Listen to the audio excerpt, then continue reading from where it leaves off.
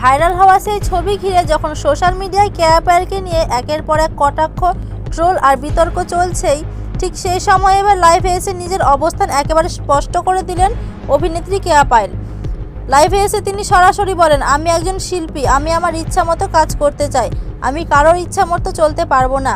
তিনি আরও বলেন, কোন গল্পে কাজ করব, কোন চরিত্রে অভিনয় করব সেটার সিদ্ধান্ত একমাত্র আমার, সেখানে কেউ আমাকে নির্দেশ দিতে পারে না। কেয়া পায়েলের কথায় স্পষ্ট হতাশা আর আত্মবিশ্বাস দুটোই ধরা পড়ে। তিনি বলেন, শুধু একটি ভাইরাল ছবি বা একটি দৃশ্য দেখে একজন অভিনেত্রীর ব্যক্তিগত চরিত্র নিয়ে কথা বলা খুব সহজ হয়ে গেছে, কিন্তু মানুষ ভুলে যায় অভিনয় মানে চরিত্রে ঢুকে কাজ করা। বাস্তব জীবনের সঙ্গে সেটাকে মেলানো একেবারেই ঠিক নয়। তিনি আরও জানান, আমি কাজের মাধ্যমে নিজেকে প্রমাণ করতে চাই, কারো মন রক্ষা করার জন্য বা কারোর কথায় কাজ বেছে নেওয়ার জন্য আমি এই ইন্ডাস্ট্রিতে আসেনি।